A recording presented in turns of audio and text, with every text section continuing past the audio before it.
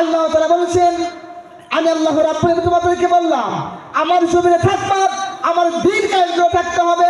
আল্লাহ বলছেন, তোমরা যারা আমার ইসলামকে মানতে চাইবে না, আমার দ্বীনকে প্রতিষ্ঠা করতে চাইবে না, আল্লাহ বলছেন তোমরা আমার জমিন থেকে বের হয়ে যাও।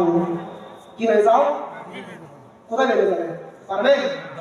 আমরা বললাম, রব্বুল আলামিন আমরা তোমার জমিন থেকে বের হবে যদি আমরা মঙ্গল গ্রহে চলে যাই, যদি আমরা বুধ গ্রহে চলে যাই, যদি আমরা বৃহস্পতি গ্রহে চলে যাই, সেখানে আমরা থাকতে পারবো নাকি? আল্লাহ বলছেন পারবা না। আমরা বললাম, রব্বুল আলামিন আমরা যদি তোমার এই জমিন থেকে বের হয়ে চাঁদের দেশে চলে যাই, সেখানে আমরা থাকতে পারবো নাকি? আল্লাহ বলছেন পারবা না।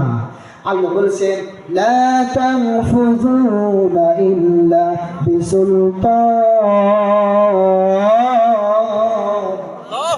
আল্লাহ তাআলা বলছেন, তোমরা মানুষেরা, তোমাদেরকে আমি আল্লাহ তাআলা বললাম আমার জমিনে থাকতে হলে আমার দ্বীনকে প্রতিষ্ঠা করেই তোমাদেরকে থাকতে হবে। আর তোমরা যদি আমার জমিনে থাকতে চাও, আমার ইসলামকে প্রতিষ্ঠা করতে না চাও, আমার জমিন থেকে বের হয়ে যাও। আমরা বললাম, আল্লাহ আমরা বের হয়ে যদি চলে যেতে চাই পারবো নাকি? আল্লাহ বলছেন পারবা না। তোমরা আমার জমিন থেকে বের হয়ে যেখানে যাও না কেন, সমস্ত ক্ষমতার একমাত্র মালিক তিনি কে? আল্লাহ বলছেন যেখানে যাও সেখানে আমি আল্লাহর ক্ষমতা চলে।